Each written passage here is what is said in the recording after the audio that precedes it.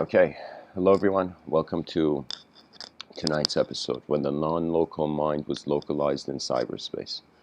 In this episode, I want to focus on one point. Some people think through words, some people think through images. For me, when I give these talks, there's a lot of imagery. I thought about what's going to happen with cyberspace, with the digital realm. And in some sense, right now, the person doesn't have access to all the contents of their mind. There's this very important psychologist everybody should know about named Carl Jung. He speaks about the intelligence of the human being as if there being a conscious framework and there being an unconscious framework, and the unconscious of everybody kind of being in common ultimately. That means what I don't know and what you don't know, we have that in common.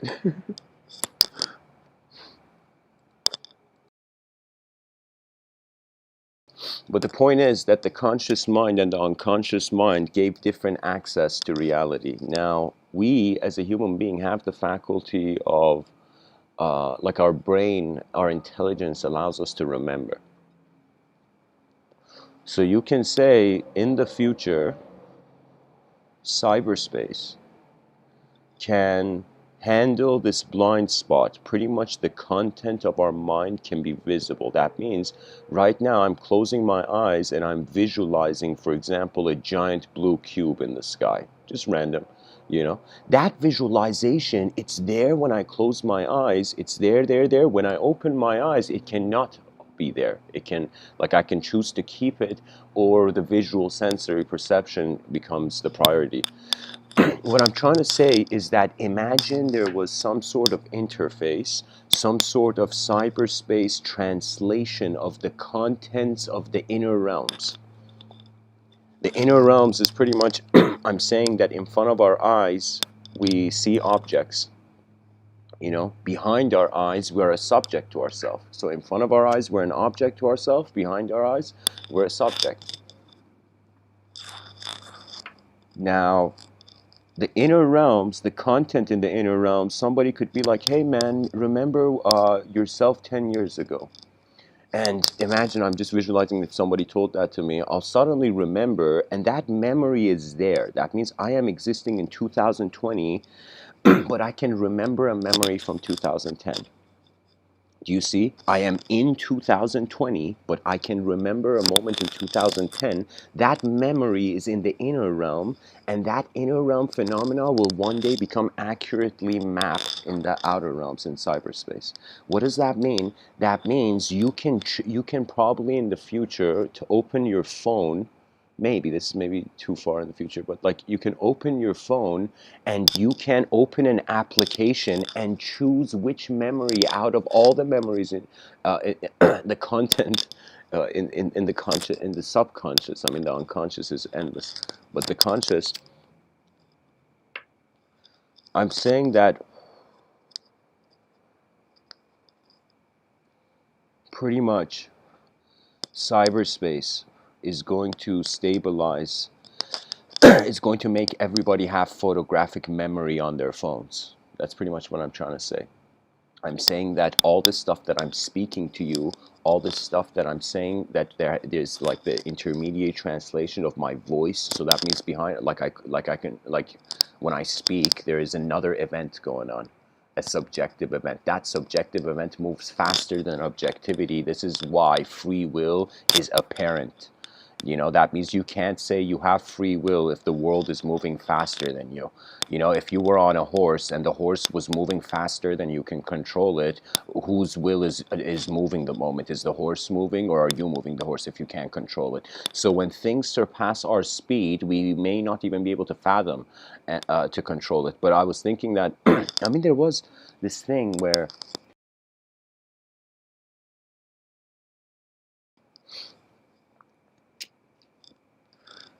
I don't know, guys. I'm pretty much just saying that what we close our eyes to see as the subjective inner landscape can one day be on the screen of our phones. That would be the translation of a non-local phenomenology to itself into a localized space. So what it would mean is that we get to see maybe not a higher self per se, but we get to see the higher world of that self. Many people don't realize in the outer realms we're very visibly an object. But when you close your eyes, like this is the good thing for people to try, close your eyes and ask yourself if you are only an object. And if it's apparent to you that you're only an object, ask yourself, how do you know you're an object? That question breaks materiality. How do you know you are an object? You come to the unknown, which knowledge requires to stabilize. So it's like, I don't know, when it comes to speech, there's like an emotion, which is like a blurry set of images. You know what it is? It's in my inner realms, like when it comes to imagination, sometimes ideas have a distance from me. What does that mean? That means as I'm speaking to you, for example, when I speak about mysticism, that idea has a distance in my own psyche to me. That means if I was to talk about, for example, a tree, there is a tree like a couple meters away from me. I'm sitting on the porch right now. Do you know? Like that object has a distance from me. But if I was to think about, for example, like my house in Iran, that object has a distance from me. Do you know? If I was to think about, I don't know, my family, relatives, all of those have a certain distance to the exact position I am in. So when I start speaking, there is that feeling of a sort of pinpointing on a landscape.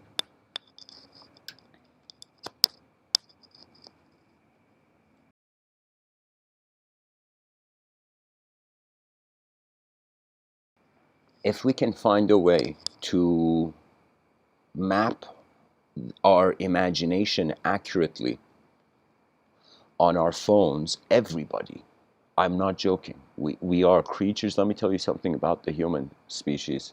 We get excited. We get excited about the unknown. It's the strangest, one of the most strangest things. The unknown that is also the source of fear, the source of, like, imagine evolutionary wise, they didn't know if there was like a wild animal behind the bush, you know?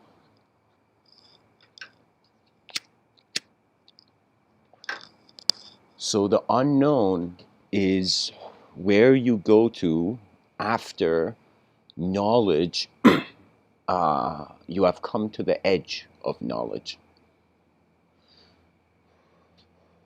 Many people don't realize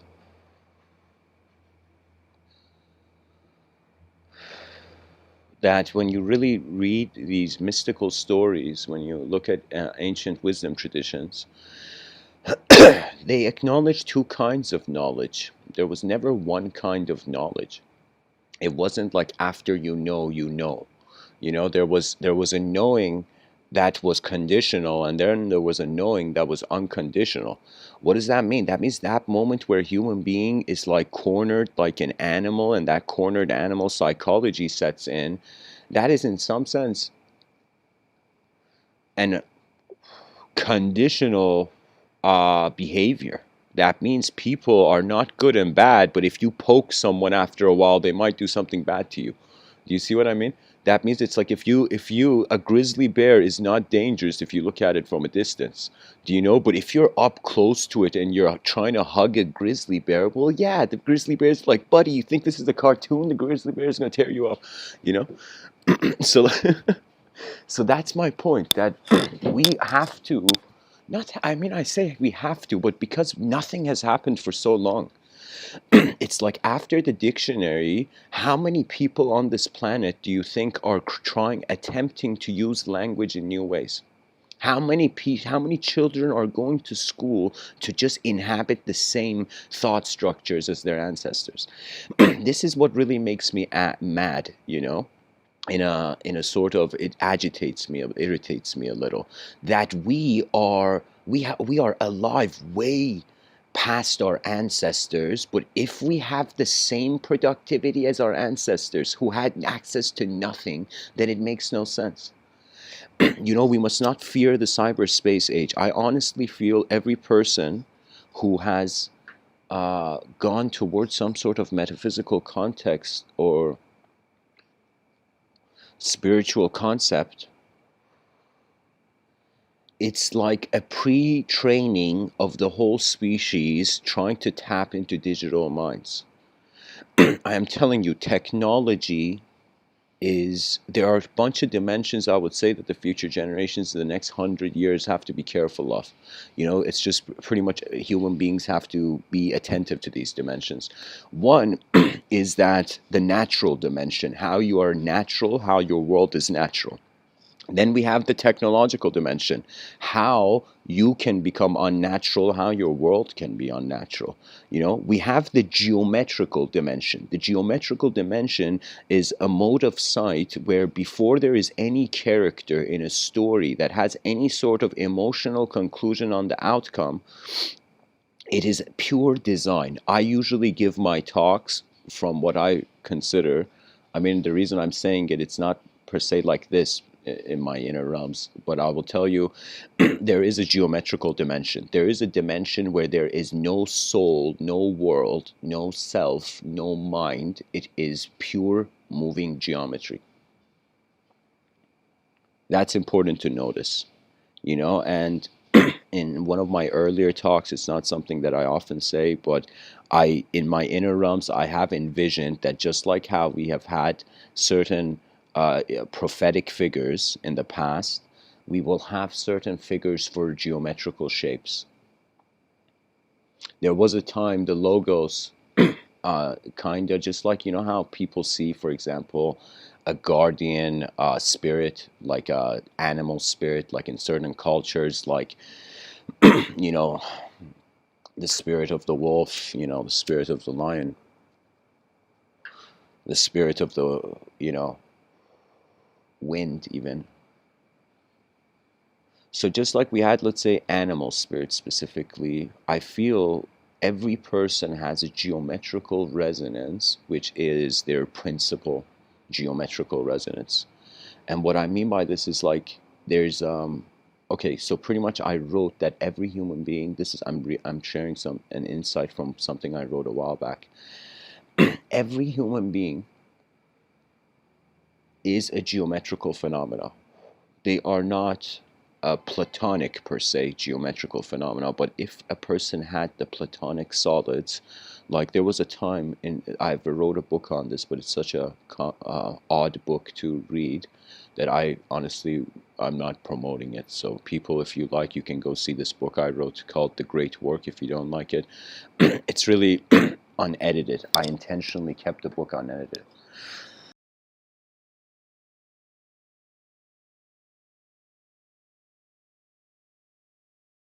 In the great work, this book I wrote, I explained that the left brain hemisphere is an inverted triangle with a circle in it. The right brain hemisphere is a circle with an inverted triangle in it. Now, if the mind of man truly comprehends its position as intelligence, it will access and see that it has the building blocks for infinite containment. What does that mean? That means man cannot fathom infinity, but man can fathom a container. Now, when man fathoms a container's expansion, eventually there will be, just like how we have like a line extending so far that never touches, for example, the what's the term? The x-axis of the Cartesian plane, for example. It's like a number that is so close to infinity, but it's never reaching, never touching that line. Another example would be like, imagine you are, this was in a book written by a man named Daniel Talbot, the savant. He said something where he was fascinated by mathematics when he was young, and it was a winter evening, and he was walking home, and he was passing these lamps, like these street lamps, like imagine like the distance between two street lamps, and someone's walking on the sidewalk. So this kid decides to do something where he decides to go half the way, then cut the half the wave between the two street lamps into another half, and then cut the half into another half, and keep going the half of the half of the half, right? And he realizes his steps become so small that he can never reach the other side of the other lamppost. So what I'm trying to say is that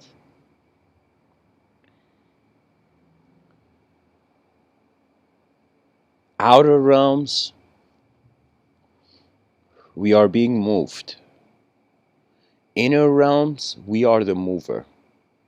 To localize the witnessing content of the inner realms into the outer realms requires a language as instantaneous as the inner realms. So the accuracy of the mind is that it endlessly changes context, and it can instantly change the context. What does that mean? You're a person who's bored, imagine.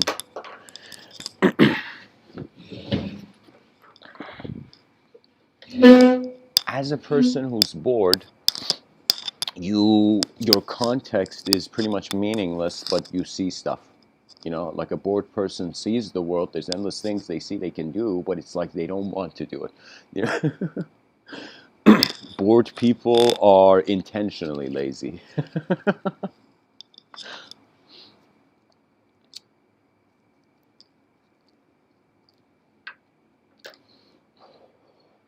Like, there is no doubt about it that cyberspace will become a huge part of our lives. It would pretty much be the externalization of our imagination.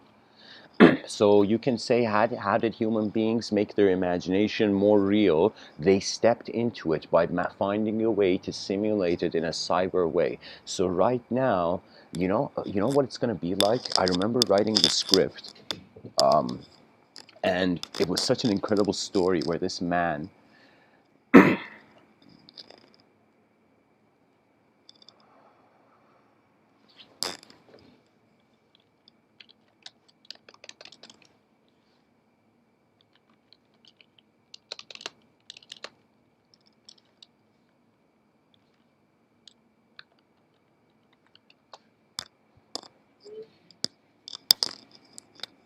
guys, Charles in the chat section says a very interesting comment.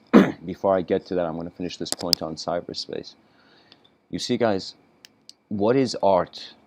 You see art, you know, the person sees, like Da Vinci saw Mona Lisa's face and was like, all right, I'm going to draw this face. And he drew that wife of that duke. I don't know if many people know this, but Mona Lisa was the wife of a duke. And because Da Vinci, he would draw self-portraits, he actually drew the wife of the duke through the techniques of self-portrait. So technically, when you look at the Mona Lisa, you are seeing technically Da Vinci's animus. Sorry, the anima, as Carl Jung would say, the anima perspective of Da Vinci through a duke. So technically, you could say Da Vinci had possessed the idea, the image. Like, here's the thing: many people don't know this. Like, the idea of possession. I'm not speaking about it per se in a religious notion. I'm just saying in the thing that when you possess something, your attention is occupied with it. You know.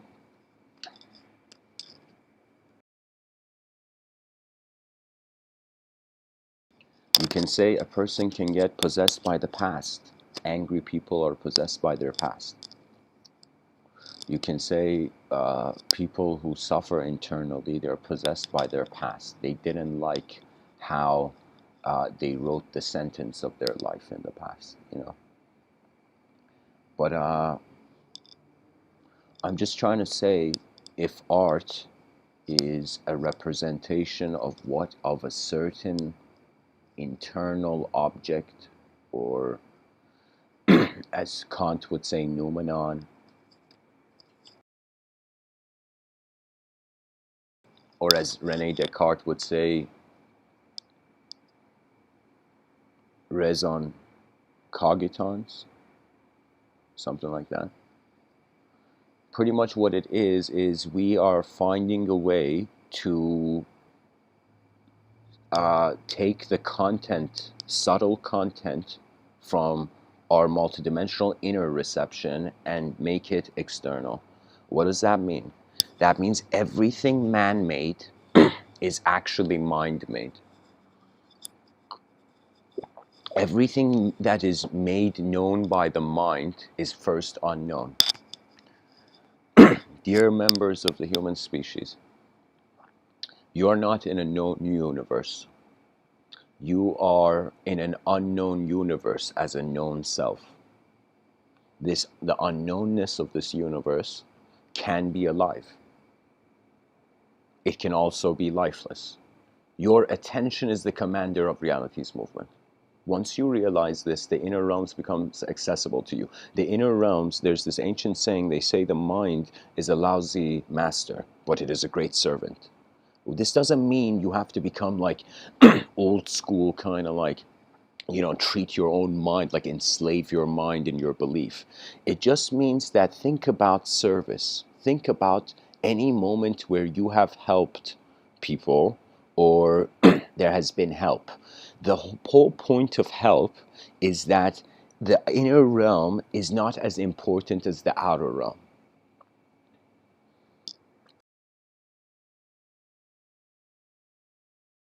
It's pretty much the difference between a sibling and a friend. A sibling, uh, you can say, stays with you in the most chaotic moments, but a friend may not be able to read the mind, do you know? So what I'm saying is, like, if you really care, you don't just care for a person's self, you care for a person's world as well.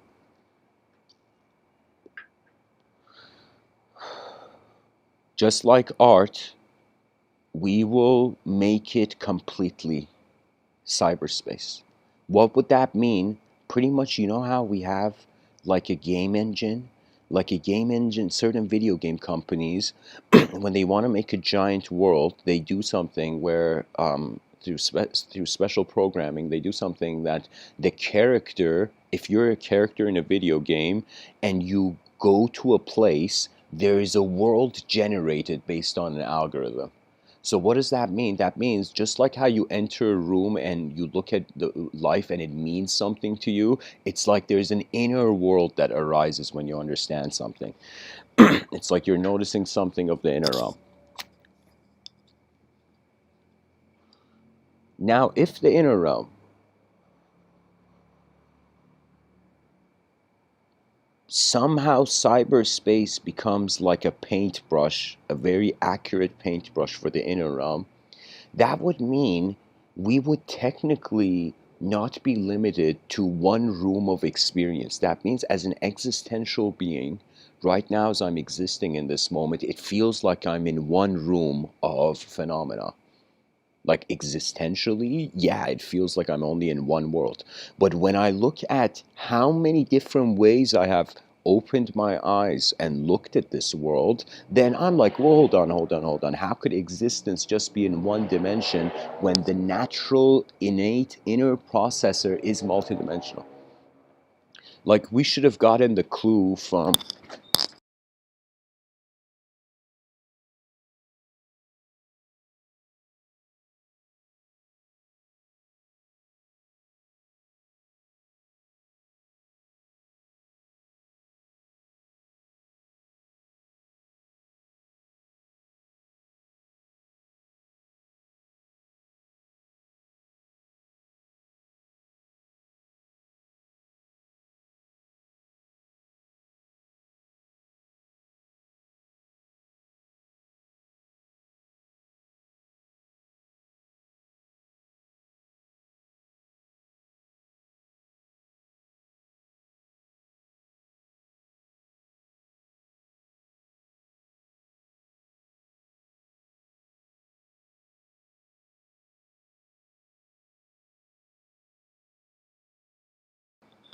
pretty much, guys.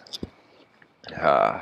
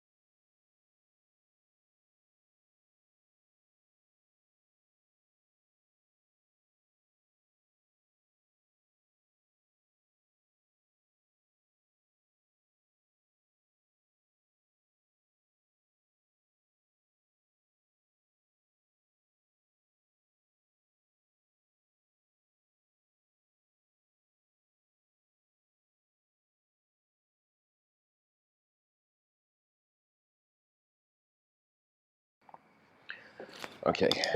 Sorry, guys. Somebody, I had to talk to someone. Okay. So pretty much, I was saying that art is like a kind of early example of our inner realms actualizing in manifestation.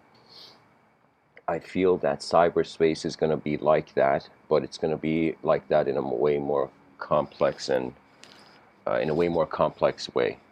Now, what does that mean? That means living in your artwork. So this talk that I'm giving, it's kind of suggesting that in the future we're going to get to a point where if we can localize the content of the inner realms, which is so multidimensional and instantaneously changing by the whim of the attention, into cyberspace, it would be the first moment where human beings manage to live in their minds, because that's really what civilization is. Ever since there was an acknowledgement of individuality and then a shift of being pretty much a creature in a jungle where there is no order, pretty much the environment, the ecosystem is being your mind.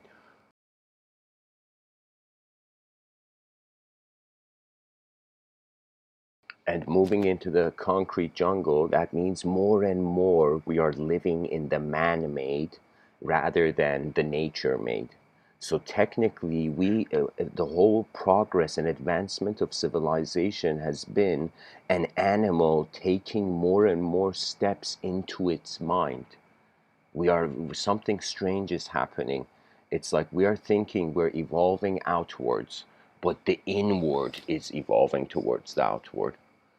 So what it means is that we are making, it's like we experience mind in a body. Now we're going, it's like the next phase is going to be bodies entering minds, right? So it's going to be a very interesting time, where you can even say you can go into a person's mind. That means imagine you visualize the most beautiful, um, I don't know, the most beautiful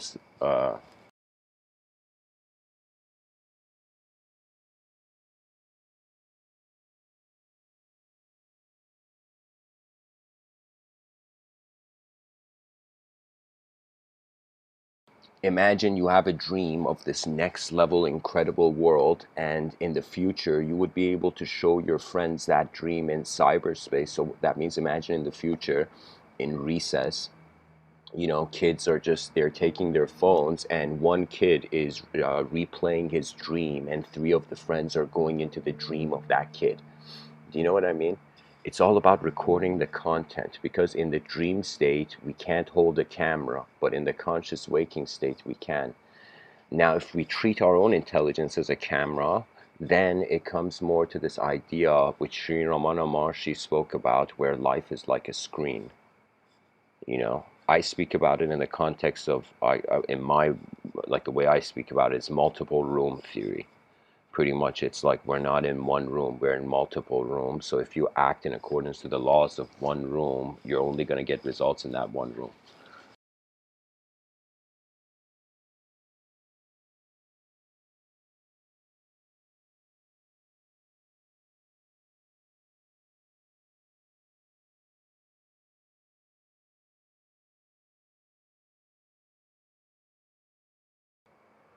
Pretty much, I'm saying that just like how we see we are a self right now, technically, this self is something that is extended from the earth, the physical self. You see what I mean? So technically, we are the earth naming itself. So at that point where cyberspace, it would be a sort of thing where we are minds naming ourselves as bodies to ourselves. I mean, there is the separation. Literally, like we do have feet separate from the earth, and we walk on the earth. But I'm saying, it's like even though we are individually, like there is creaturehood, the uniqueness of creaturehood, but mind-wise, the mind, because it's not an object, can only be the presence of attention. So when you realize your whole life you have been a moment of attention, it will astonish you how a lot of life is seen to be real. That reality is a perspective.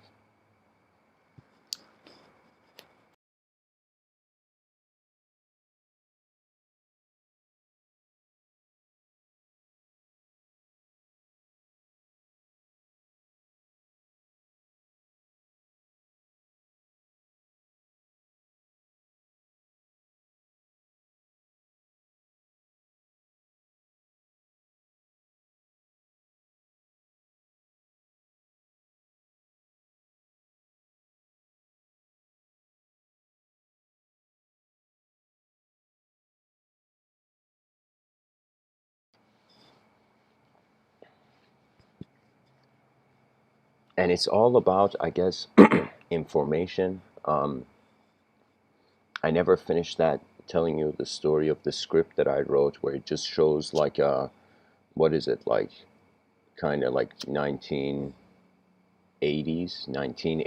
working man coming home. He comes home and he puts on a virtual reality headset. After putting his hat, coat, and briefcase to the side, he comes home, gets a beer, drinks that beer, then puts on the cyberspace thing on his head, and the person sees is like they are a god. So behind our eyes, we are the mover of phenomena. Technically, we are the god of thought. Free will is, in a strange way, like the god of thought. Like how your attention moves suggests what landscapes are accessible to you.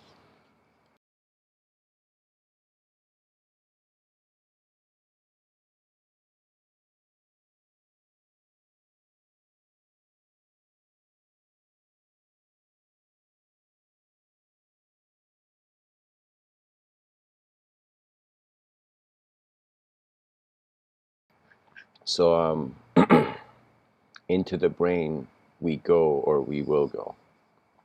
Either way, somebody has to do it. Just like how we took a step on the moon, somebody had to do that. We got to take a step into our inner realms. There's going to be that first person, which it's kind of tragic because like I was hearing like these ideas of these companies, like for example, some uh, I don't know. There's certain companies that are trying to connect the brain to tech, you know? And the issue with that of a collective mind or a cyberspace reality is that there's an overload. There's an incredible overload of information. So do you know like how there was a scene in Iron Man where the first person who was trying like the Iron Man suit for the competitor of Tony Stark in the first movie, that guy like somebody was testing the suit malfunctioned, and the guy like broke his back or something. So I'm saying that for neural connections to, I don't know, digital means, there is going to be casualties. Like the first space station, first rocket set to space, I think it exploded and the astronauts died or something. Imagine the astronauts training all that time, but the spaceship had a defect.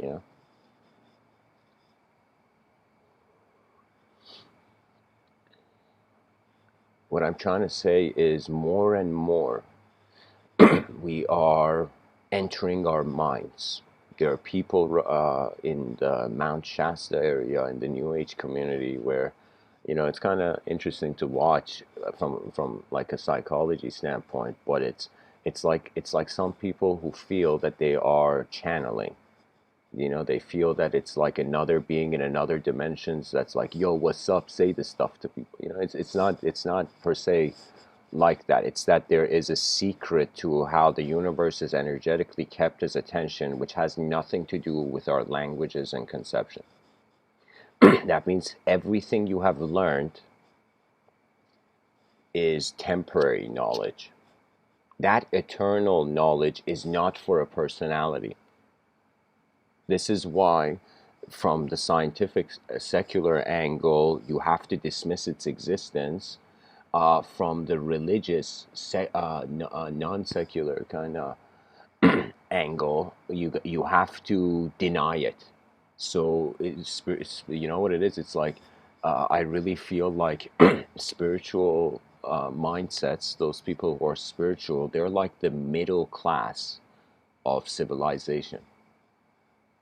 You know, that means neither pure materiality, neither pure immateriality. It's like it's just we are dancing with our world, and the world is dancing through chaos and order.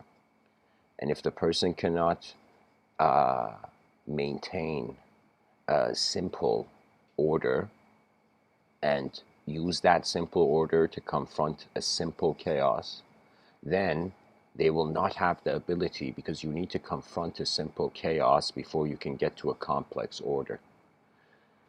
And then after you've confronted, like you've seen how the complex order can exist, then you can consciously experience the chaos of that order.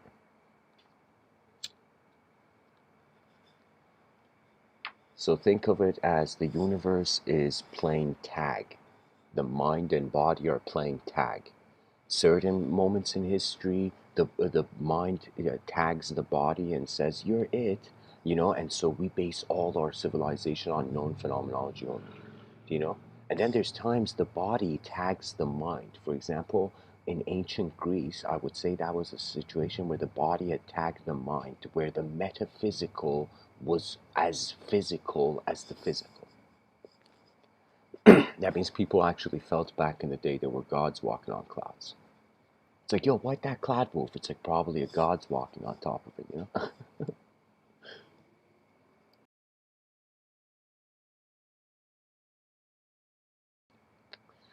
So anyways, guys, my attention has come to the chat section. Charles says, have you ever watched yourself watch a movie? You cannot see. You cannot watch the watcher.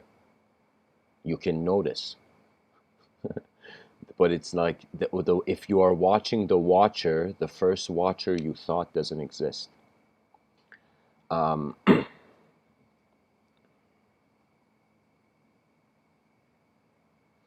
Jane says rap, just the word rap. Um, uh, Joseph. Uh, Charles says cyberspace is a dopamine lever.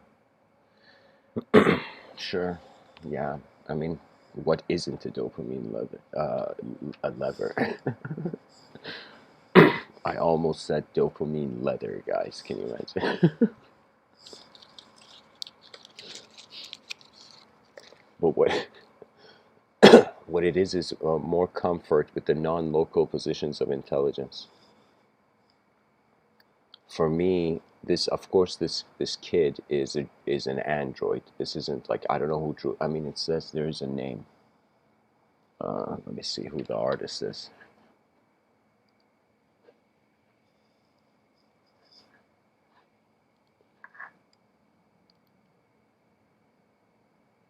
Anton Calignon. So guys, go check out this person's work.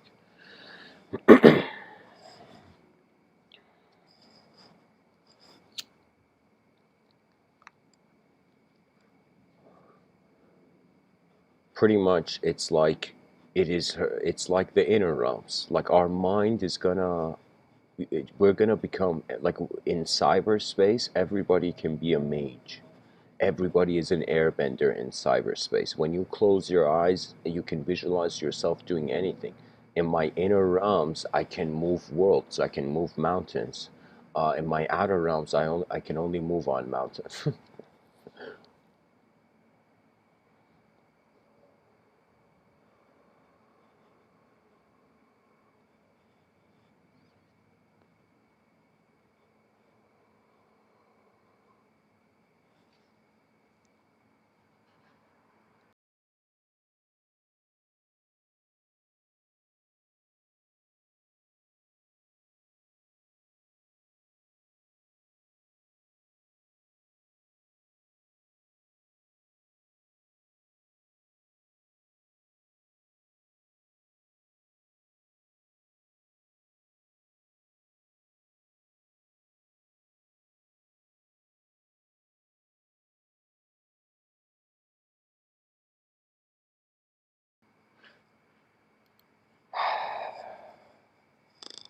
There is something, let me find it from Ramana Maharshi.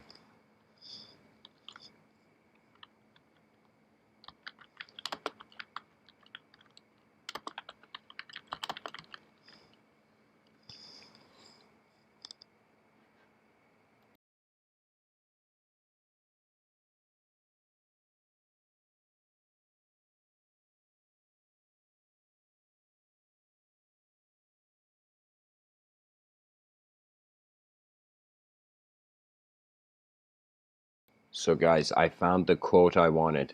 The quote is from Ramana Maharshi. He says, the real is ever present, like the screen on which cinematographic pictures, cinema, cinematographic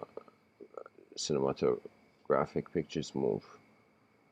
The real is ever present, like the screen on which the cinematographic moves. Oh my god. The pictures move. While the picture appears on it, the screen remains invisible. Stop the picture and the screen will become clear. All thoughts and events are merely pictures moving on the screen of pure consciousness, which alone is real. In this quote, guys, Sri Ramana Maharshi has given you the ultimate algorithm.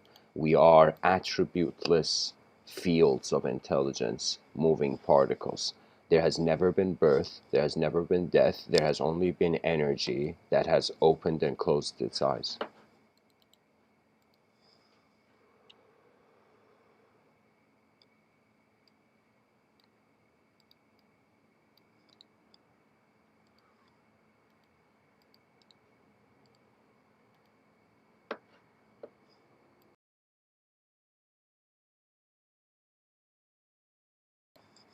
We will become incredibly advanced beings if we realize that our advancement implies the inconceivability of the past, of the future it will become. We need to remind the species that there is no longer a truth to find. There is only a truth to design. There is an advanced civilization is the greatest game, the only game a civilization has to play, you know? It's like, I can tell you, in my inner realms, it's been like scrolling through different pictures, you know? There was a time where, for me, it's like in bursts. What does that mean? That means sometimes I sit down, I close my eyes, and like an antenna, you suddenly notice a range. Do you know? So imagine you coming from, like, let's say you're in a parking, underground parking, your phone doesn't have signal. The moment you come to ground level, you have signal. The moment you become grounded in your true nature, you get incredible signal to a poetic way where sometimes when people speak about auras, you know, like auras around a person, I'm playful. So I tell them, like, you know, a person's like, I see it, tells me like, I see this color aura. I'm like, yeah, my aura is like 100 meters, man. You know, I can't even see it. Like I'm saying, like, you can play with the inner realms, but the synchronization of the inner realms and outer realms is only when the inner realm trusts the outer and the outer trusts the inner. That is when the greatest events occur, you know?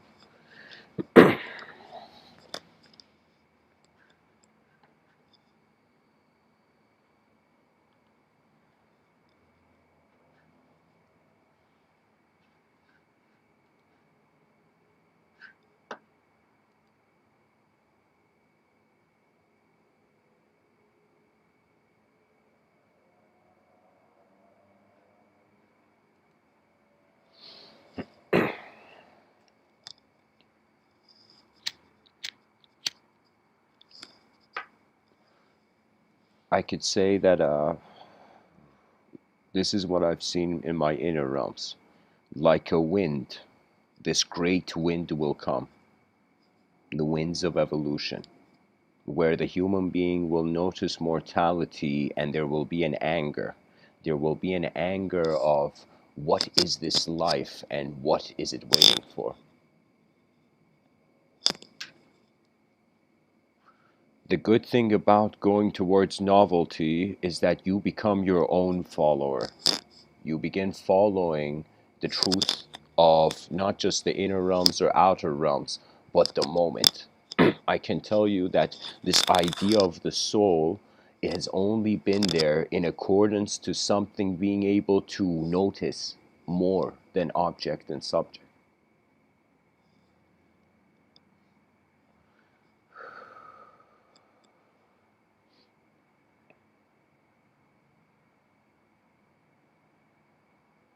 There will come waves, waves of creative expression through collective groups and events. Human beings will realize that violence is an old game. Violence is the last threshold before genius begins its work. So I want everybody to think that the civilization hasn't even begun its advancement. It's just getting ready. It's just still stretching, you know, like an Olympian, you know.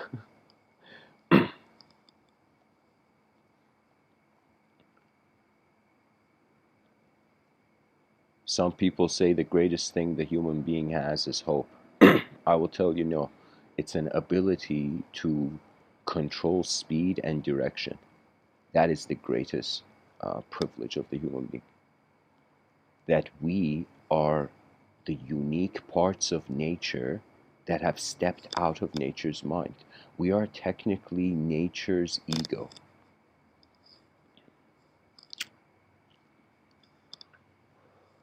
Alan Watts has this thing where he says, who were you before your parents were born?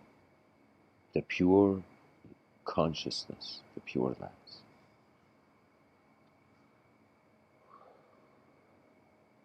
There is a story.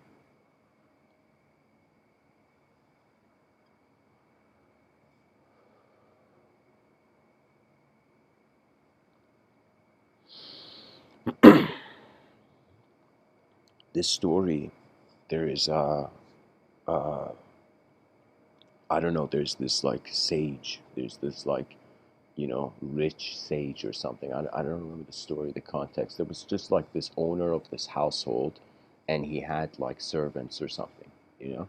I don't know what it was. It was strange. It was like the story was I can't remember if it was a sage or if the guy was just a landowner or a Khan, like Khan. But pretty much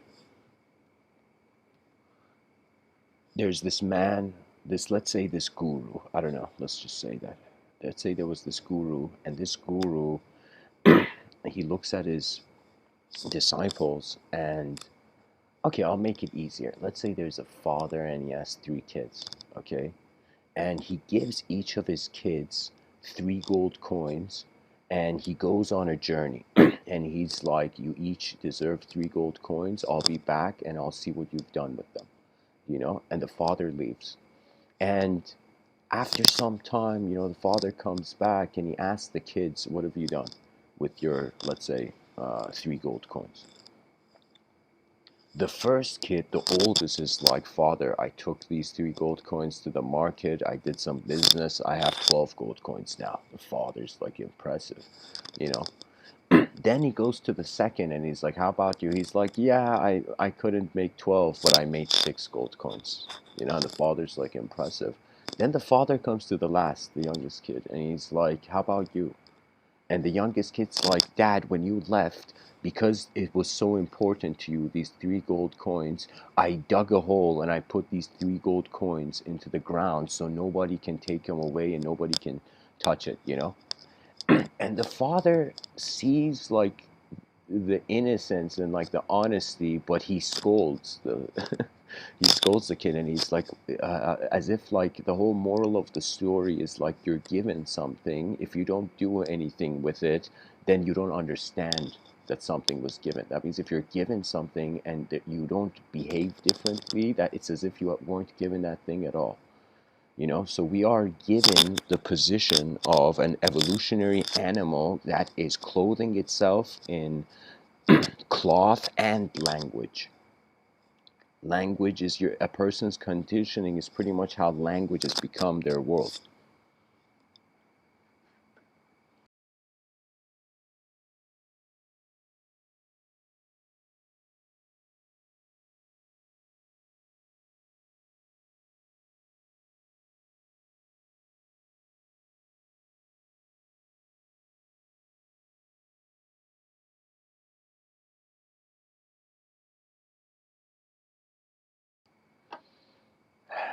I want to read some quotes from Ramana Maharshi. Quote tunnel. Ramana Maharshi is a very pure memory of this universal sector. He is one of those human beings where if they called Rishi Vyasa the incarnation of God in language, they would say Ramana Maharshi was the incarnation of God in silence. This man had such fearlessness in truly looking at the depths of the solo mind, the solo universal mind, that he in some sense had no fear. When you live without fear, you actually get to see the world, and true emotions find you. Not emotions that you want to just act out subconsciously, but emotions that are from the actual battlefield you're in. the sensory battlefield you're in. Ramana Maharshi says, no one succeeds without effort. Those who succeed owe their success to perseverance. Ramana Maharshi says, there is no doubt whatsoever that the universe is the merest illusion. Ramana Maharshi says, mind is consciousness, which has put on limitations. You are originally unlimited and perfect. Later, you take on limitations and become the mind. Ramana Maharshi says the degree of freedom from unwanted thoughts and the degree of concentration on a single thought are the measures to gauge spiritual progress.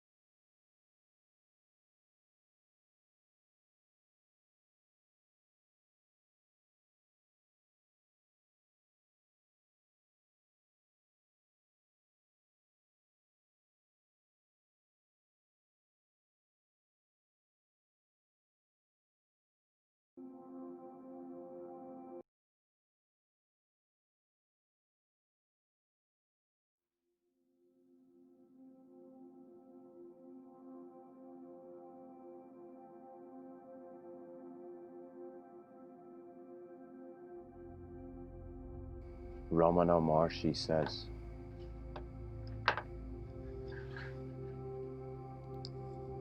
time is only an idea. There is no doubt, time is only an idea. There is only the reality. Whatever you think it is, it looks like that. If you call it time, it is time. If you call it existence, it is existence, and so on. After calling it time, you divide it into days and nights, months, years, hours, minutes, etc. Time is immaterial for the path of knowledge.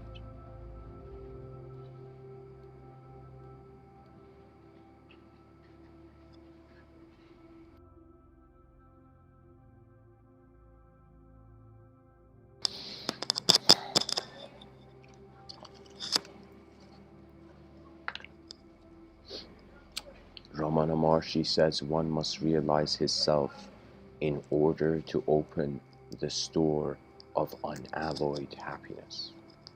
Ramana Maharshi says you need not aspire for or get any new state. Get rid of your present thoughts. That is all. And the way Ramana Maharshi tells you, if you read his book, he tells you how to get rid of this. You get rid of these thoughts. You don't actually get rid of anything. You can't get rid of a thought. Thoughts come and go. They're like birds in the sky, you know? So just noticing that it has nothing to do with you. The thought you have is an incredible insight that makes you realize you technically don't... the thought is, there's something there before the thought, your eyes.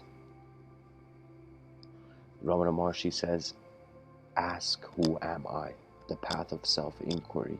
That means whoever you are on this planet, it doesn't matter where you are in this manifestation. Just ask yourself, who am I? But not like in a desperate way where if you don't find an answer, the world breaks, you know? Like, ask, wonder truly about, you have one lifetime to know who you are. Dare ask the question.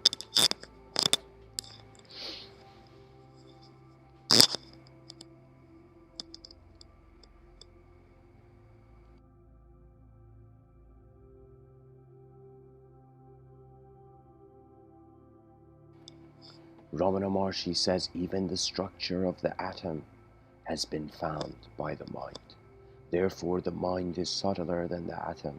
That which is behind the mind, namely the individual soul, is subtler than the mind. Ramana Maharshi says, is there anything besides the self? Excuse me. I gotta read that again.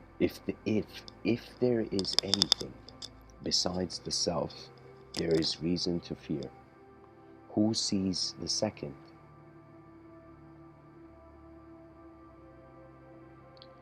First, the ego arises and sees objects as external. If the ego does not rise, the self alone exists and there is no second. That is it, guys. Ramana Maharshi just hit the ball out of the park.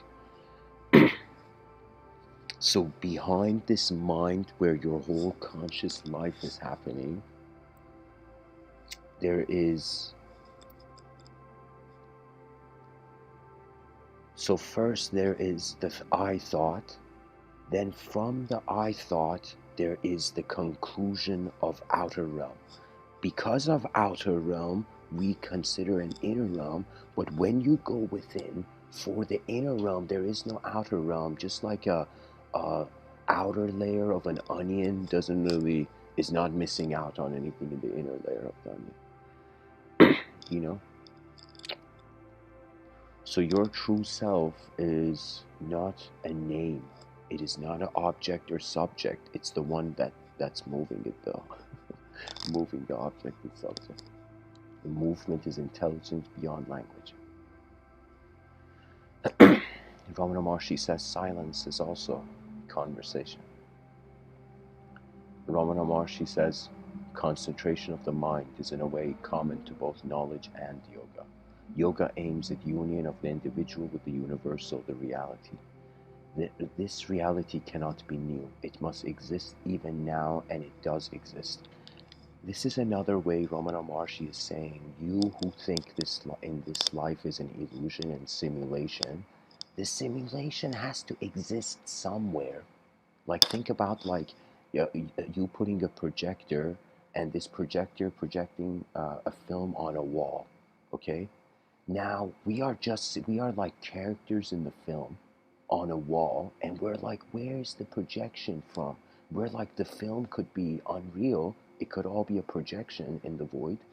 It's like the wall doesn't have intelligence, and the film projector is projecting that intelligence on the wall, but even that intelligence is not intelligent. So who is it to say that we are maybe a film being played back?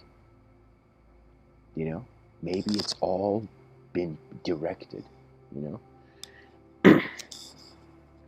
I think the funniest thing is that we are eternal beings who are watching a temporary movie and we're just identifying with the movie.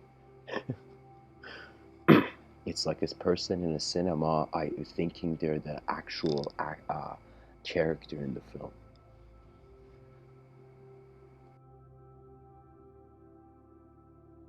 So the illusion needs a truth before we can even know what the concept of an illusion is.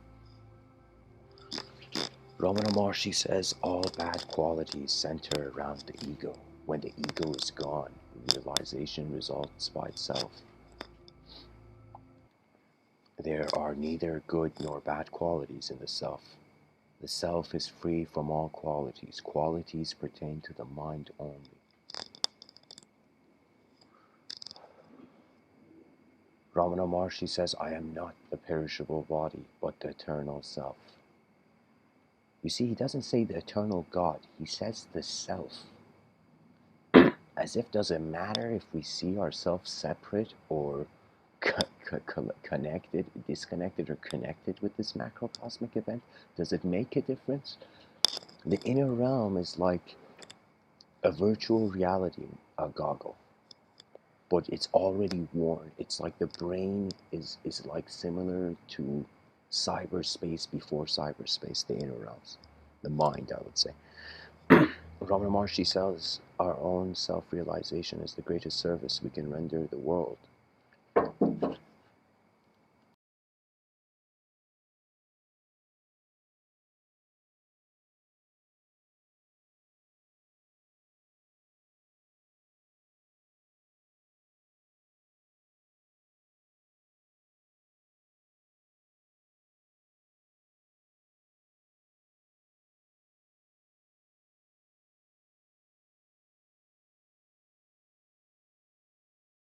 Alright guys, I'm gonna relocate so I can speak so much louder. I'll be back.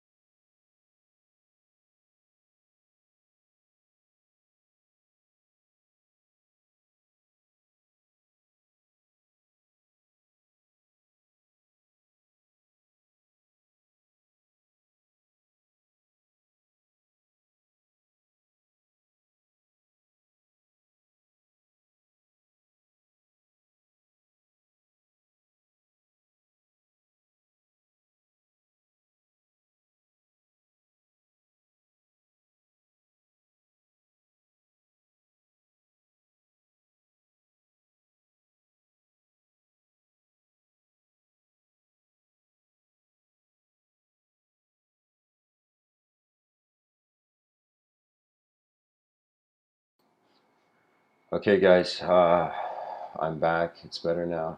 Um,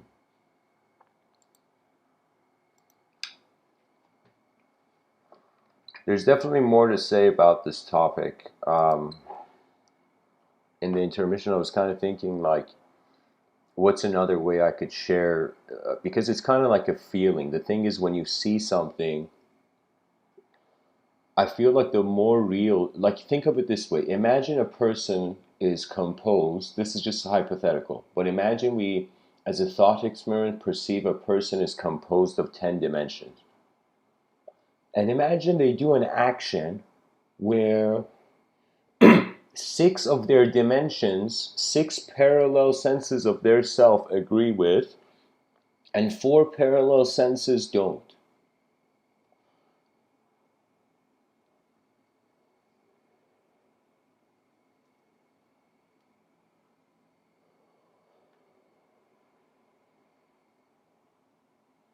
You know, there was this show, I remember now, Rick and Morty. In Rick and Morty, there was this episode, it was called The Citadel of Ricks or something.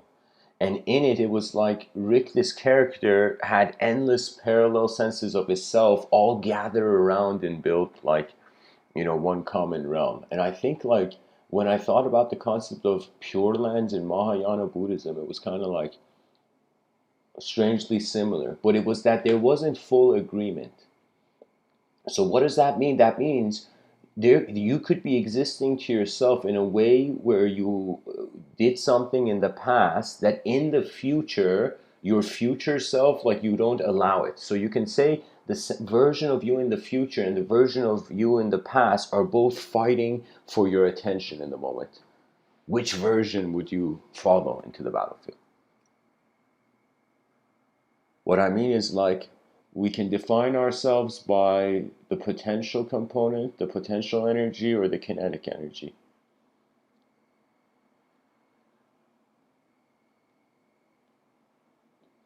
You can be a person when they ask you who you are, you can say what has happened to you, or you can say what you will do. You know, pretty much we have to put a greater sign between efficiency and inefficiency, where efficiency is greater than inefficiency, and that becomes the ultimate morality. On some level, like, when I was younger, I couldn't notice this, but any argument, any discussion, it's simulated. We are simulating meaning in our moment. I feel the era of the multidimensional has begun. I feel that our minds are going to, cyberspace is going to become limbs for a higher dimensional mind.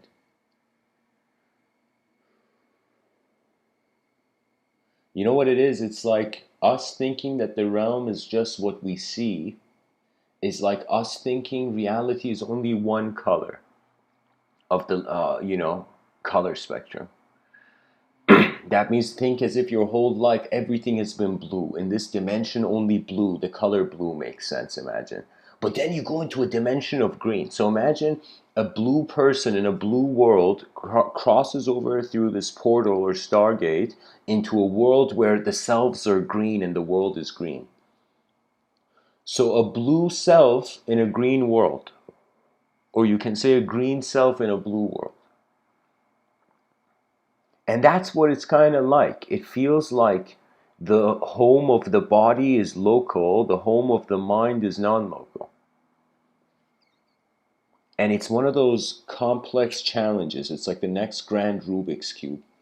That how much of our world is real and how much of it is it language that we have chosen not to let change in accordance to the image that the language's design suggests. I remember seeing this video. It was like a compilation video, one of those videos in the compilation, and it was showing this young kid who was bored at this musical concert, but the kid was in the like, what do you call it? It was like this video showing funny things that people do, and this kid was like he was so bored, he's just looking around, kicking something on the ground, and then the orchestral music plays, and this kid acts as if his hands are raising the sound. You know what that means? That means people can try this in a concert where if you can expect where the song is going, you can move your hand as if the song listened to your hand. Do you know what I mean? So imagine the same time you raise your hand, somebody clicks a button and there's like heavy bass. You know, so it's as if your hand is in sync with the sound. You're kind of you like that. It pretty much in the video, the kid to his inner realms was like a sound bender. You know, that means the music that was coming from the outside, he was in sync and even quicker than it to make as if like, I wish I could find this video and show people. Let me see if I can.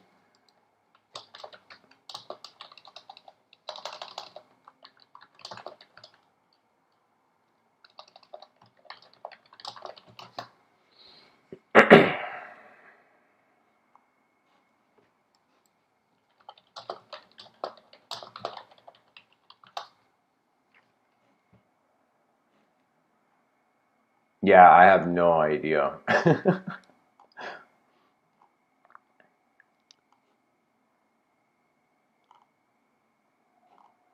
Yeah, there's no way I can find this, but pretty much it was like I think it was Vine. I think it was a Vine video. I don't know if Vine still exists, but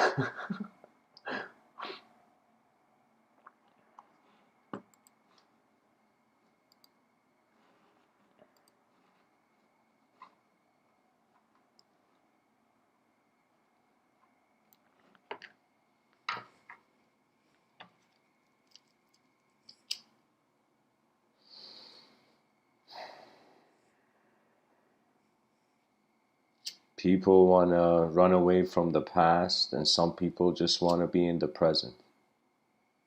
People care more for truth than for the human experience. You know, many spiritual, you can say, when you look, they're like, you can say a lot of people in their inner realms love the world, but in the outer realms, they're trying to get out of it. They're trying to escape it. And the greatest technologies won't land in this plane of existence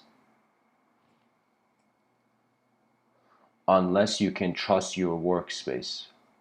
That means your great work doesn't begin unless you're comfortable with the work. That means what does the designer do?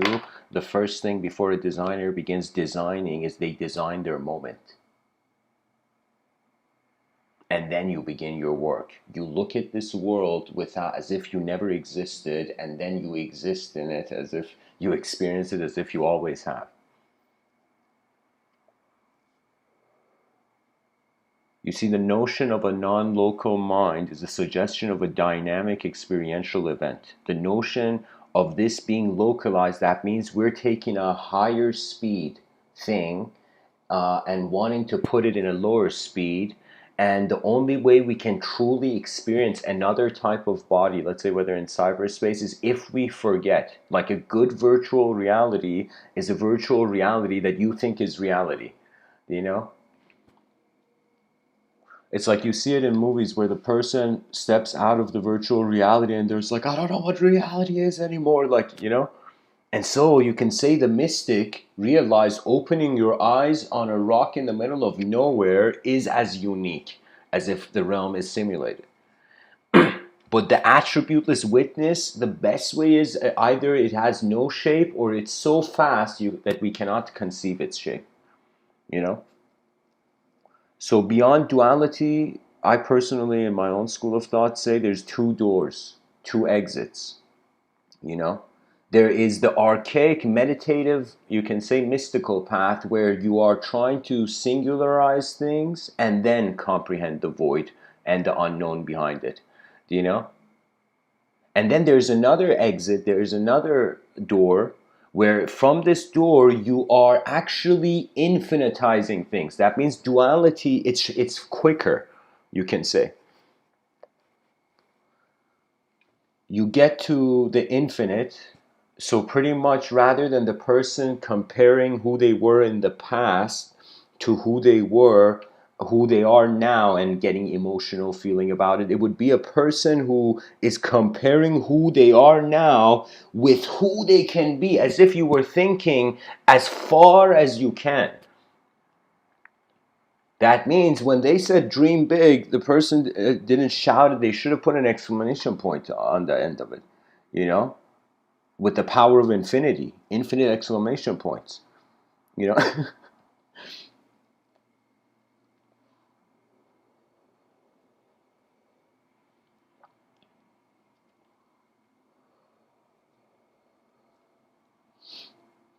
We can't just love our way to an advanced civilization, you know. You know, I'm like, okay, we're gonna sing kumbaya songs and advanced civilization's just gonna build this. Do you know how much effort there has to be? You know, we have to. The best thing we can do. I noticed this. If anybody wants to, uh, I mean, playfully hear this, but if you want to look good in the history books, you pretty much don't take your suffering seriously. Not take your suffering seriously. I mean, like, you see, it's all a story being passed on in regards to identity and subjective meaning. Beyond subjective meaning, really, your mind is here so you live your life as a person, you know? That means this thing I'm saying about an advanced civilization, you could totally have this view of like, why not? Why should we even have it? Let's go live in like nature, like the birds and the animals. You know, why are we? Let's just throw language away. You know, and feel we're enlightened all the time while the world is breaking in front of us. You know, like why not do that? You know, it's like it's an opportunity. You know, sometimes I think about my like life before, like let's say you're someone wondering if you should stay in the city or you should go into nature. Let's say if you're someone wondering, right? You have to think as if when in history could a human being have access to all the technologies that are available now? Do you know?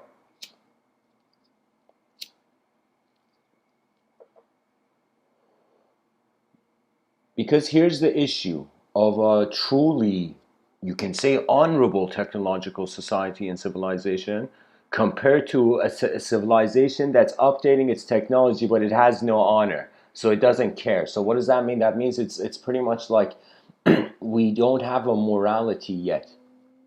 Our morality is fight or flight. That means we either want to destroy the problem or we want to run away towards the answer.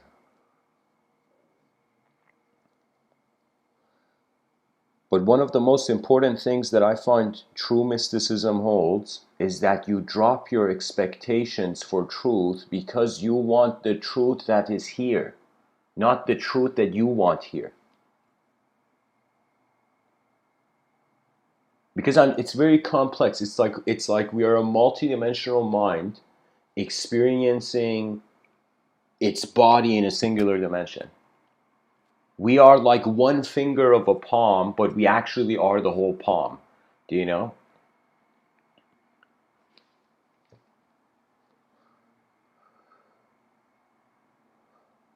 What if fear is the illusion? What if there never was anything to fear? What if energy could not fear itself?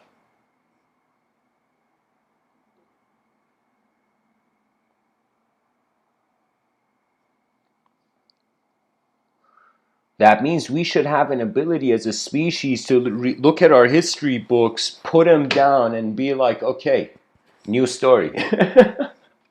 You know, who's got a new story? Who's got.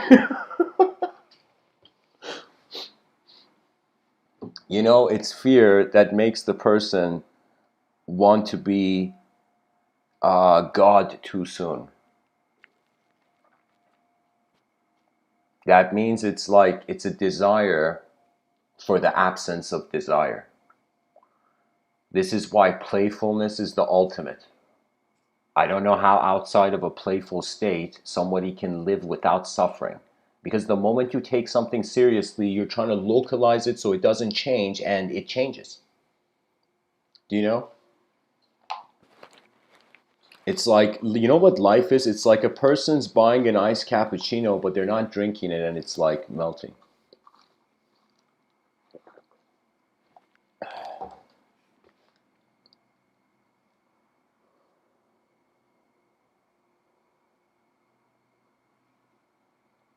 There's this Sufi story where there's this very wise woman, and she wants to know the truth. And she goes to this sage named Sapbar, and it's like this Sufi sage. She goes to the Sufi sage and says, "Give me the fruit of knowledge."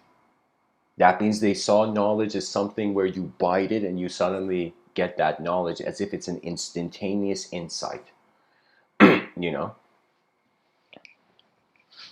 So yeah, and so he says, Sapar says something like, only if you're willing to listen and for 30 years uh, be like loyal or something, if I remember correctly, something like that. She says, no thanks, she goes to the next stage, you know?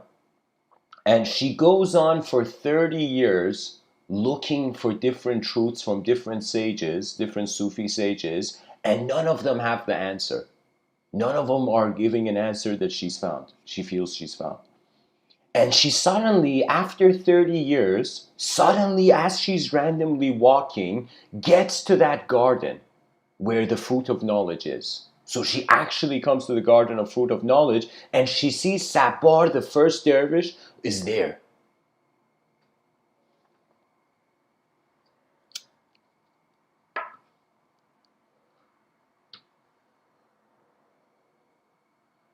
And she says, Sapar, why didn't you, like, I don't know, convince me or tell me, from the beginning? And Sapar said, I told you, but you didn't trust. And at the same time, it takes 30 years for the fruit of knowledge to arise. So even if she had followed Sapar or not, some things take time. It's like you can't plant a seed and expect tomorrow to see a tree. You know, it's like the person plants a seed, wakes up, doesn't see a tree, it takes the seed out of the soil, puts it in the bag, and goes to the customer service, and it's like, I want a refund. you know, some things you gotta have patience. It's like this is the thing. There should be the law of tolerance. I think here's the thing. We should create the social edifice, the linguistic simulation. We should act incredibly kind, and we should treat. So, what would that mean? That would mean a peaceful civilization. Technically, when it's like intimacy is more chaotic, do you know? Pretty much what was physical violence is being pushed more and more in through subjective reasoning into.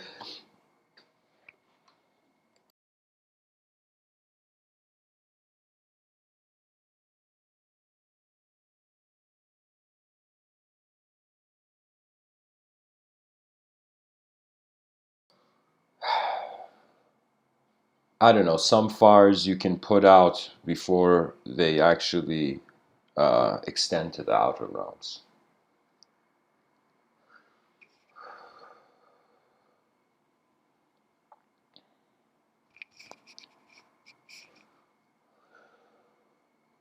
You know, we feel we are in a normal reality, and then there's the concept of divine intervention. But I thought, what if we are like, the normal intervention in a divine reality simultaneously? When there's two sides to the coin, no soul is lost.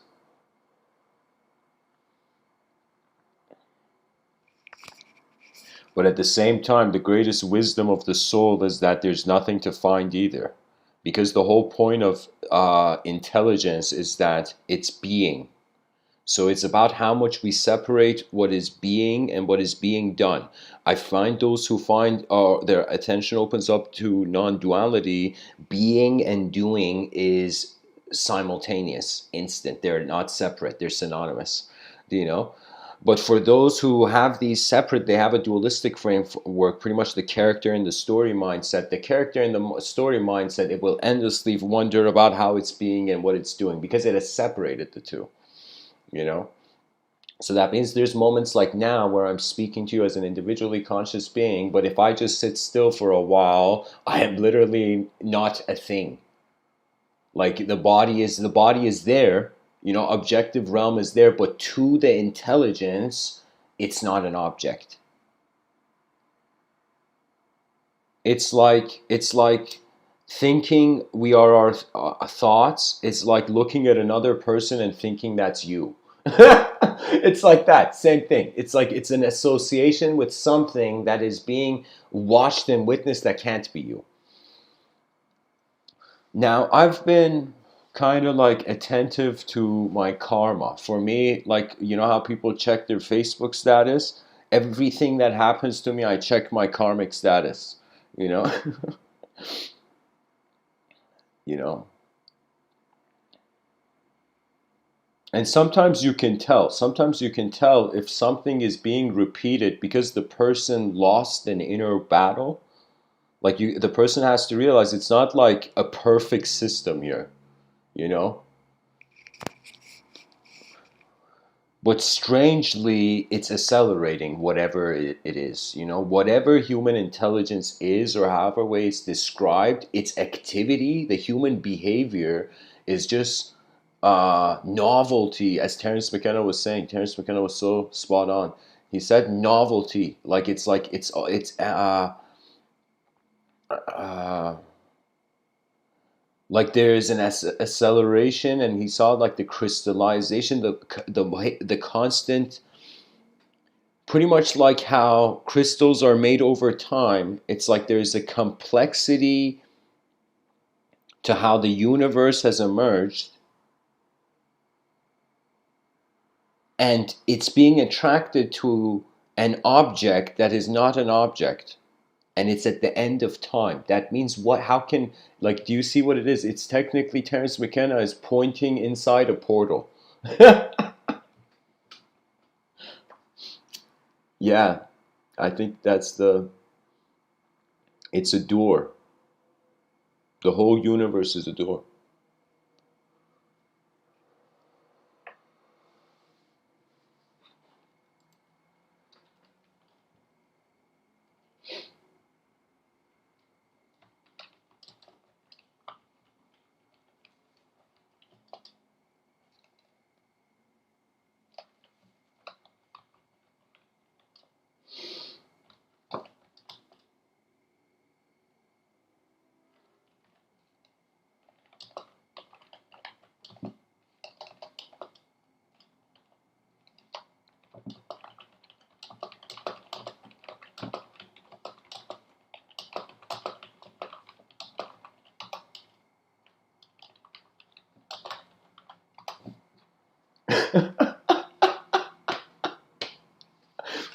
Sorry, guys, sorry. Guys, pretty much this whole episode is about cyberspace giving us an ability to live inside our imaginations. Live to enter, our minds are becoming artwork that we are entering through more and more.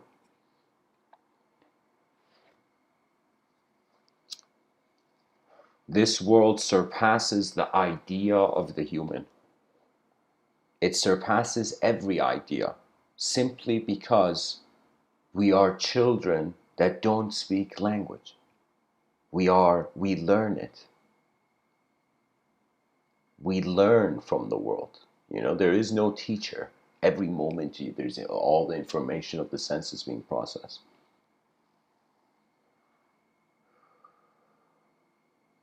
So for example, look at the wallpaper, whoever's listening. You see that kid, let's not treat that kid as an android, even though the arm kind of suggests it, but let's say that kid has a robotic arm. Let's say that's a natural kid with an android arm. Okay, that kid, imagine that blue thing. You see that blue shield in front of that kid? That is the child's inner realm manifested. It could be pretty much like a like you know how we have Apple watches. It could be like a force field shield watch. I don't know.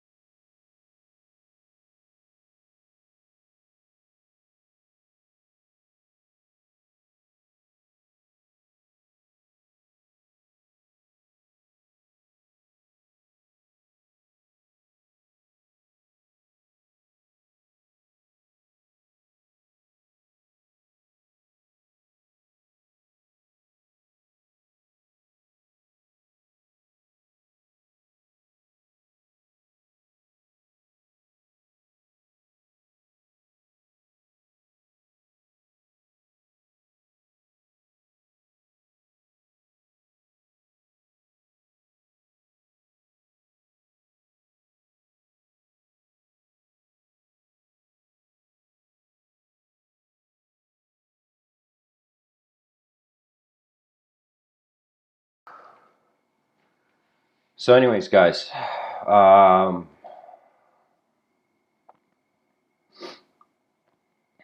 back to the topic.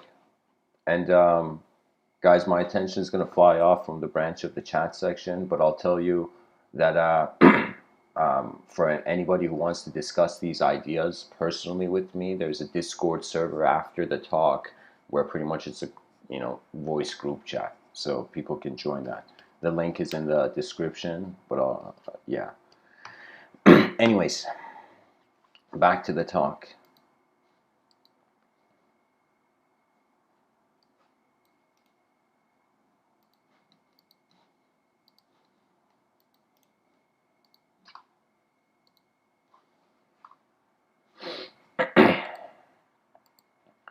So this child, I don't know, this could totally be an Android 8 process, like given a program with an age that is like this could be like a 90-year-old AI program inside an Android. But I'm just saying, anyways, let's go back to the Shield watch. That thing, the whole point of this is more and more what is in our inner realms is stepping out in the outer realms. The creativity of people, all this content on YouTube, even those people uploading videos on YouTube, it's all an effort towards the new, trying to do something new.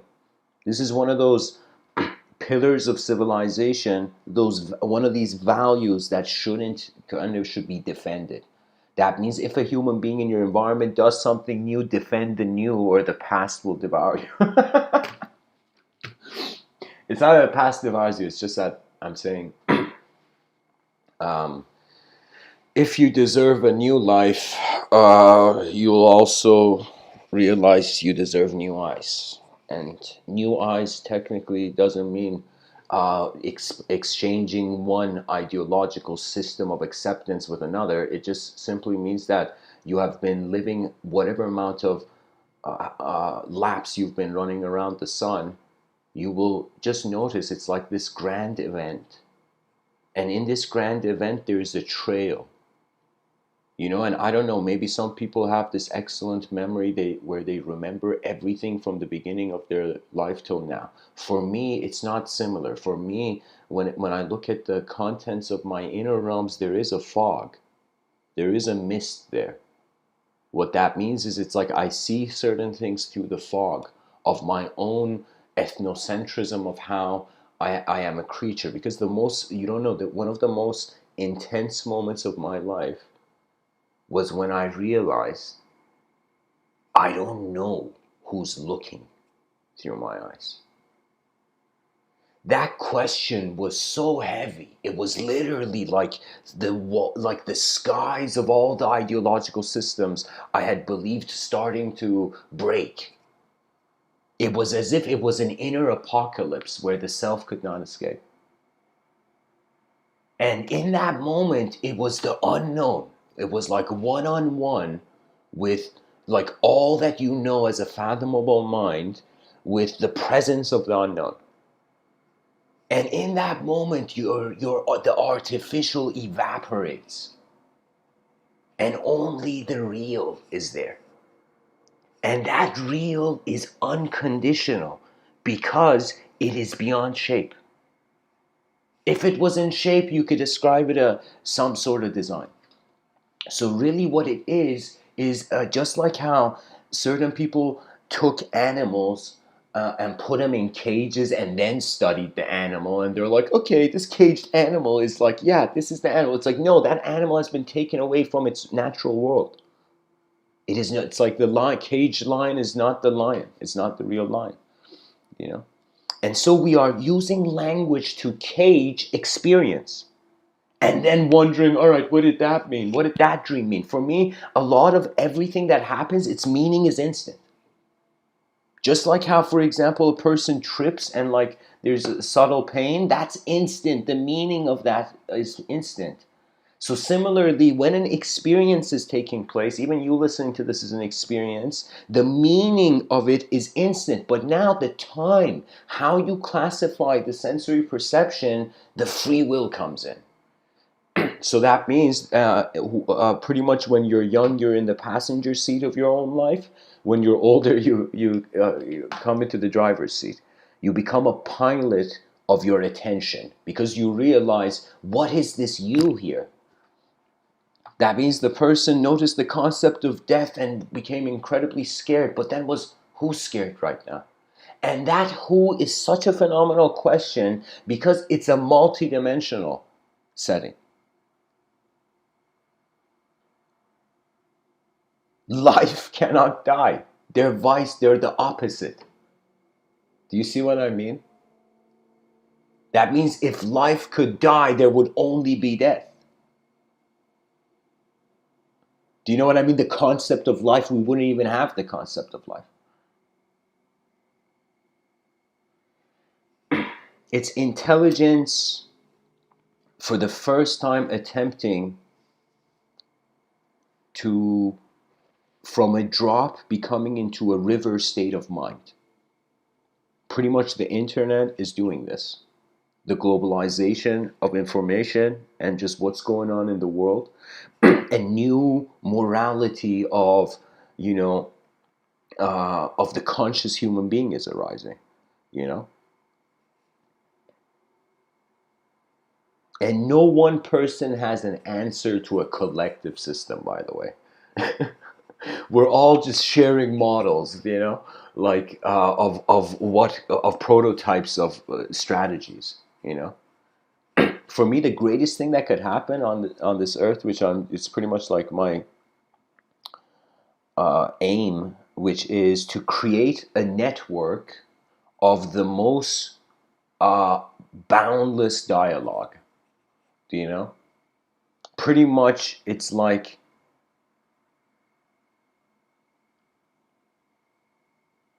we're hunter gatherers of our inner realms now.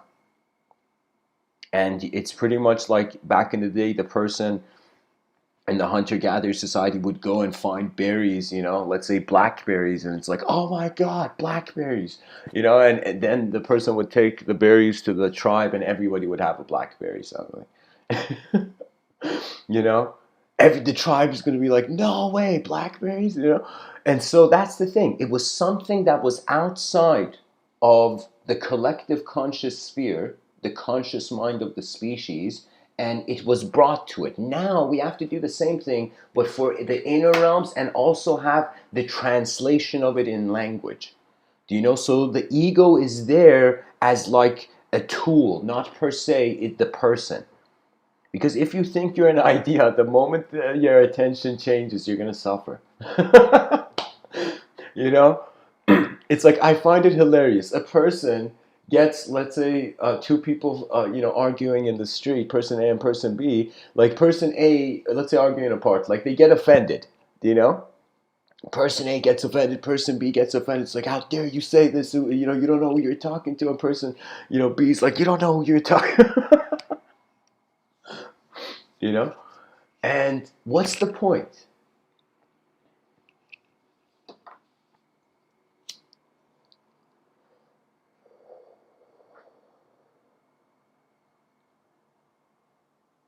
That person A and person B, when they go to sleep, they don't get offended that that same identity disappears. That means, imagine you're a person who thinks you're good and somebody comes and says you're bad and you start crying.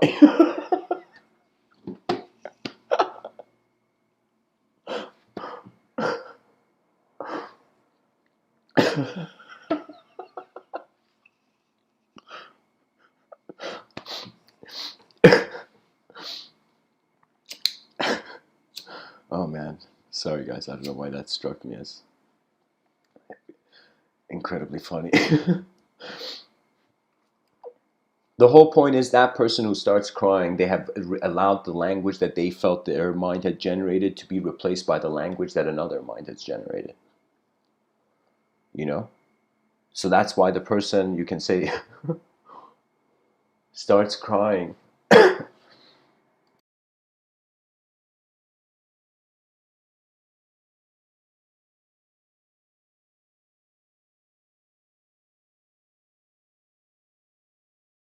Pretty much the conscious being allowed the language from another conscious inner realm to replace their language from their own conscious inner realm. Okay?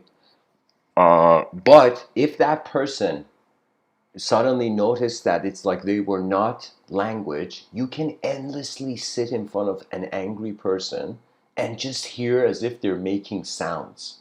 Like literally, I remember there was a time like, because the whole point is anger is like if you throw firewood, it burns the house, it brings the house, it burns the house.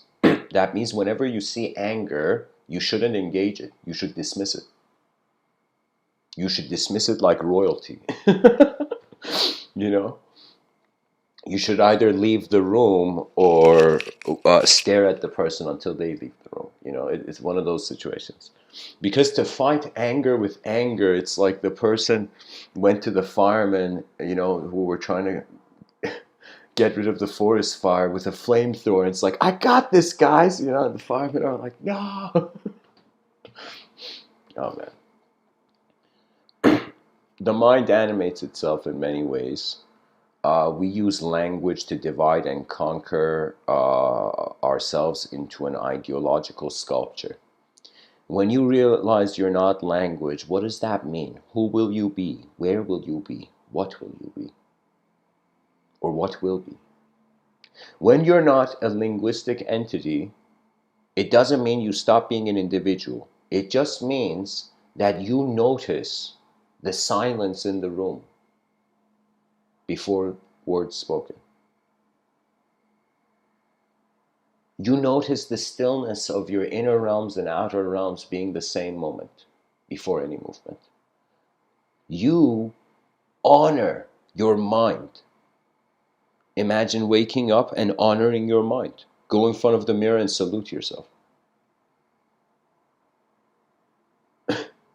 You know, there's been times where I've been kind of very work oriented, and it's been like a lonely phase, you know. And it's like I remember like completing something very complex, something like a big project, and I was just alone, and I just went and high-fived the mirror. It was one of those silly moments where I was like, okay, you know, self acknowledges self, whether the world is here or not. You know?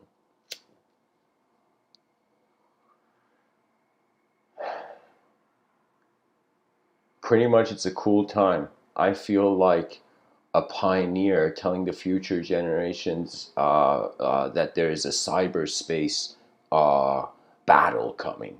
You know, not a violent battle, but a very innovative battle, a battle for the next innovative design. That means I thought, what if people were jealous of how much better, how much good they could be, you know? That means what if instead of them, like instead of jealousy, there was just advancement? For me, it's like I am so small compared to how advanced this civilization can be that really, you know what it is? Pretty much we're a battery. We're a battery. And this battery can just be used to not energize anything. It can be wasted. Or this battery can be used to build something. And if you really, let's say you were an inventor and you asked yourself, what is the best thing to invent?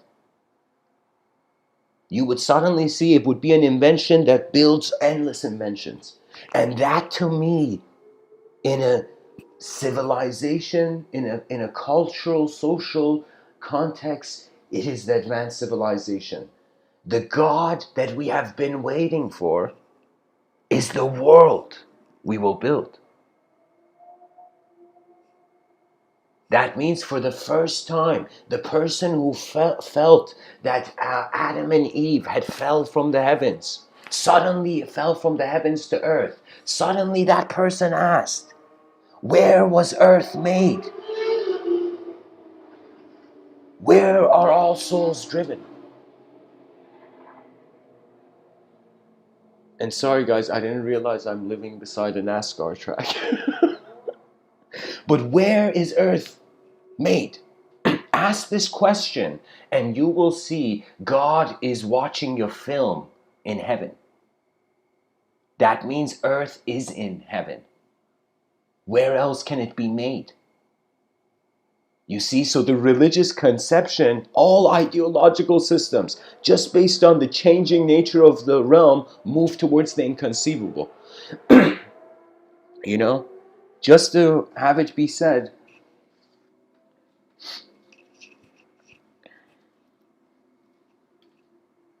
the greatest knowledge is the unknown. For the first time,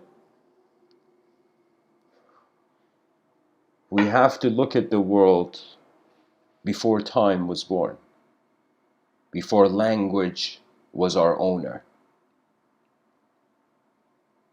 You know, Chung Tzu, he says like this. I say it very casually, but it's such a important point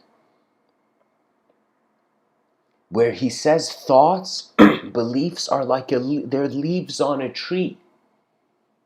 Both the tree changes as throughout the seasons, and so do the leaves.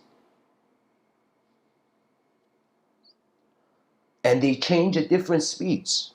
Some thoughts, you don't care about them, they instantly come and go. Some thoughts you care about, they stay, but some thoughts you care too much about, they suddenly run away. And that's the thing about nature, endlessly, disciplining man's hand in the cookie jar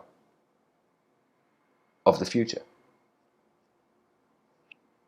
Because on one level, we're like, okay, so what? The world dictates our karma, or do we dictate our karma? It's like, why are we an individual if we have to all be collective? And why is there an idea of the collective if we all have to be individual? And now the multidimensional pillars of an advanced empire arise. An empire that is not branding the universe as its own image. Like, that would be weird, technically us populating the whole solar system. Imagine just we become such an advanced civilization, we endlessly, human beings are just, AI is going quicker than us, building civilizations on planets we don't even know yet, and people like on bus loads, and everybody's being encouraged to overpopulate, because now we are in an interstellar approach, aiming for the universal, influence of man. It's like the human species is a type of brush, and the cosmos is a canvas, and we're just drawing, the parts we can.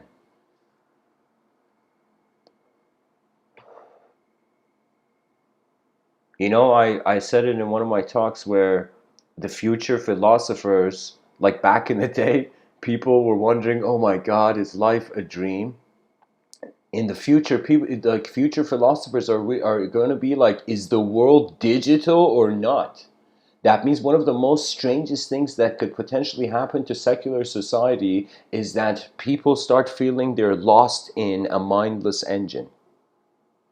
And if that mindless image of a mindless engine overwhelms, the person breaks.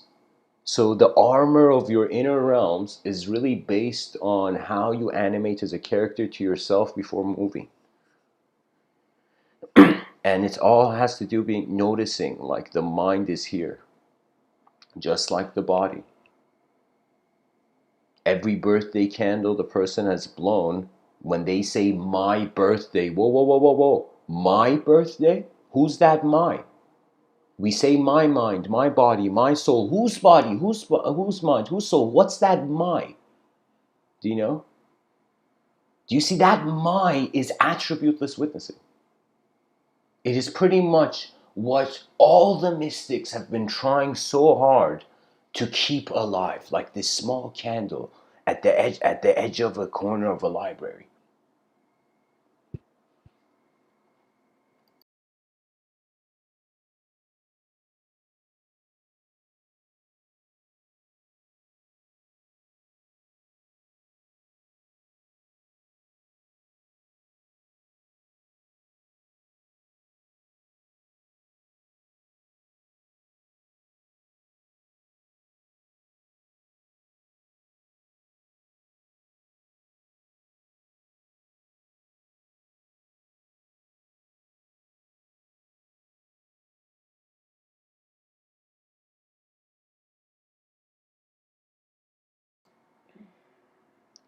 Excuse me. Final words, folks. Serve an advanced civilization, and you will be eternal in the eyes of the future. If you can't see meaning, live for those who will one day.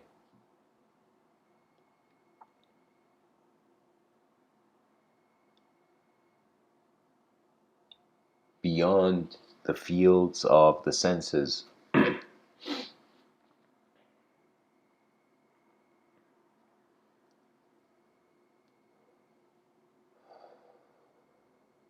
attention is its own commander. You know, cyberspace is not per se something to fear. It is really something to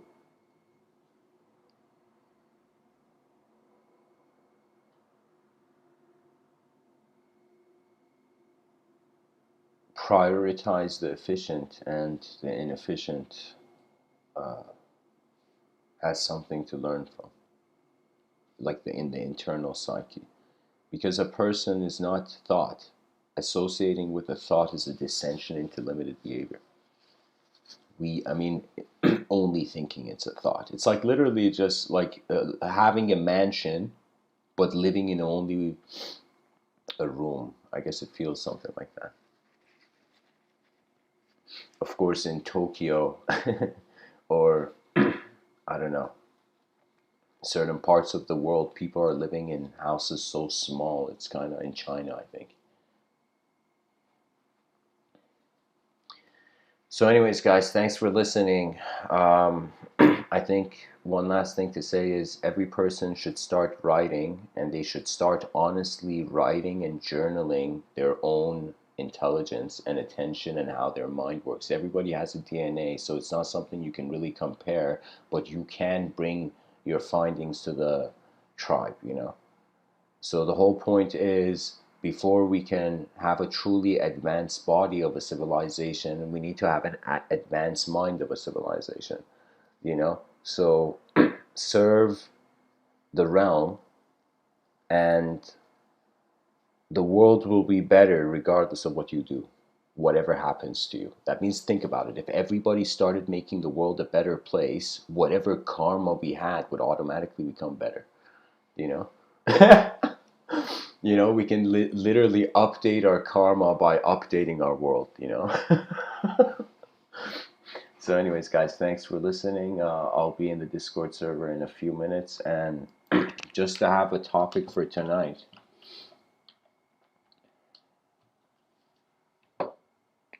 what's a good global topic?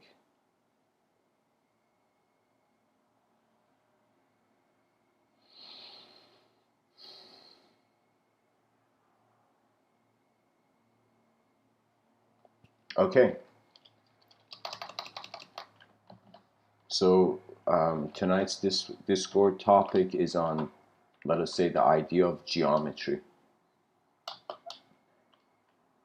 Or let us say emotions. Let's go with emotions.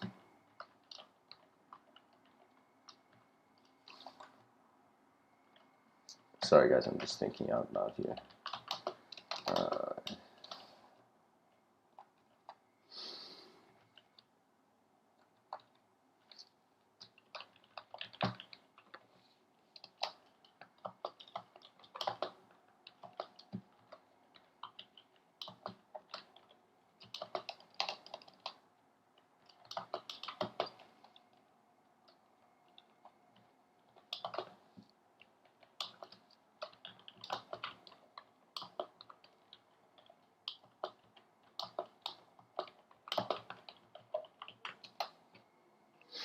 Okay guys, thanks for listening.